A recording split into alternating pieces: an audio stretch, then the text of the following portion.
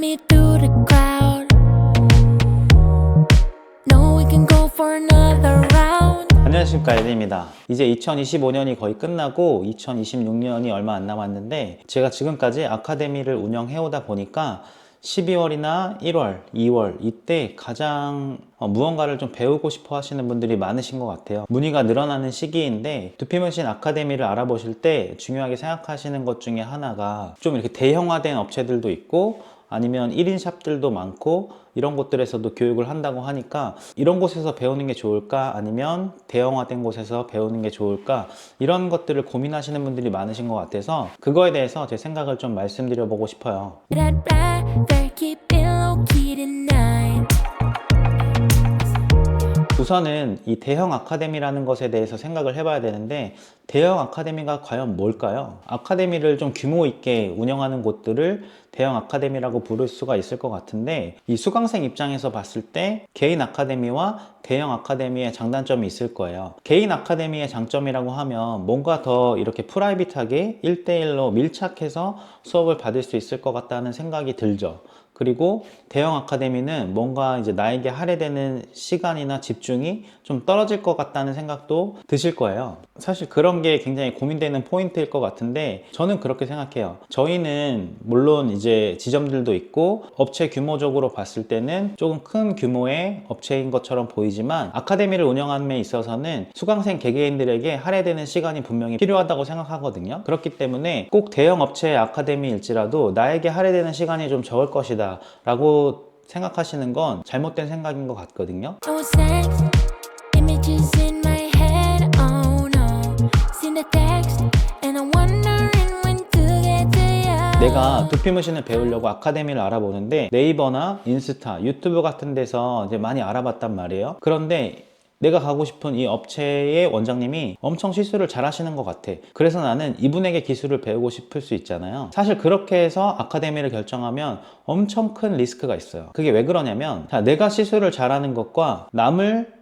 가르쳐서 시술을 잘하게 만드는 건 완전히 다른 이야기거든요. 내가 공부를 잘해서 서울대를 가는 것이랑 내가 아무것도 모르는 누군가를 가르쳐서 이 사람을 서울대를 보내는 건 완전히 다른 이야기란 말이에요. 그렇기 때문에 교육도 노하우가 필요한 거거든요. 수강생이 어떤 걸 고민으로 하는지, 이 고민을 해결하려면 어떤 부분을 어떻게 설명해야 되고 어떤 포인트를 짚어드려야 이해를 하시는지, 이런 것들에 대한 데이터가 쌓여 있지 않으면 시술은 잘하지만 교육의 경험이 적은 원장님은 교육에 대한 열정만으로 남만큼 시술할 수 있게 끌어올린다는 것은 저는 불가능하다고 생각하거든요. To get through this crazy view got to me.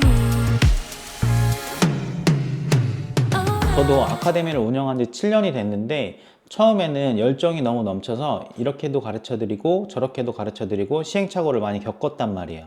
그런데 두피문신에 대해서 아무것도 모르는 상태에서 이런 식으로 교육을 하면 안 되겠구나 라는 것들을 많이 깨달아서 지금은 그간의 데이터들을 쌓아서 표준화된 교육과 모든 수강생들이 일정 수준 이상으로 올라오실 수 있도록 교육 과정을 만들었단 말이에요. 사실 이런 과정들을 겪어서 다듬어져야 두피문신에 대해서 정확히 이해하고 나중에 내가 손님들에게 시술을 했을 때 욕먹지 않는 정확한 S&P 기술자가 될 수 있는 거거든요. 그러니까 대형 아카데미건 작은 아카데미건 간에 중요한 것은 교육의 시스템화가 잘 이루어져서 실패할 확률이 적은 곳을 선택하셔야 처음엔 좋단 말이에요. 그렇게 기본적인 것을 배우시고 나서 무리 없이 손님에게 시술할 수 있는 정도의 실력을 만드신 다음에 내가 시술 경험을 쌓으면서 보는 눈이 높아지거나 아니면 보는 시야가 좀 더 넓어지면 다양한 시술 방법, 다양한 기술을 가진 원장님들이 많단 말이에요. 그런 분들을 찾아가서 원데이 클래스라든지 뭔가 스킬업 교육을 나중에 받으시는 게 좋지,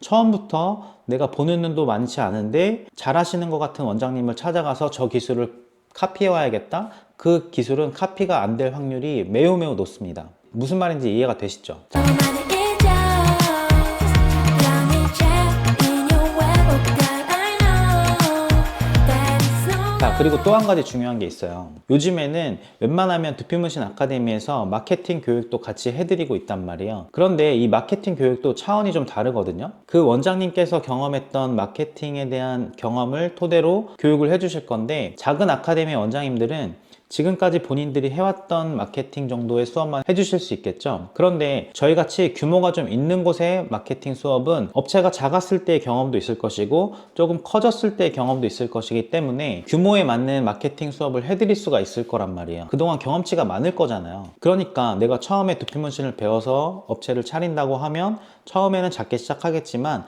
나중에는 잘 돼서 규모가 커질 수도 있거든요. 이런 모든 과정에 대해서 도움을 받을 수가 있는지 이런 것들까지 좀 따져보셔야 나중에 다른 곳을 또 기웃기웃거리지 않으실 수 있을 거란 말이에요. 자, 정리하면 첫 번째는 대형 아카데미든 소형 아카데미든 간에 교육 경험이 많아서 이 교육 과정이 좀 체계화되고 시스템화 되어 있는지를 잘 살펴보시고요. 두 번째는 두피문신 기술 교육뿐만 아니라 다른 마케팅 수업이랄지 다른 여러 가지 운영적인 수업이랄지 이런 것들도 경험이 많아서 작은 업체에 맞는 마케팅 방법이나 운영 방법 뿐만 아니라 나중에 내가 좀 더 규모가 커졌을 때도 필요한 교육들을 받을 수 있는지 이런 것까지 생각을 해서 아카데미 선택을 하셔야 된다라는 말씀을 드리겠습니다. 그리고 기초적인 것들을 잘 배우셔서 나중에 내가 좀 더 욕심이 생겨서 이분에게 좀 배워보고 싶다, 이분의 기술을 배워보고 싶다 라고 했을 때 그분에게 스킬업 교육을 통해서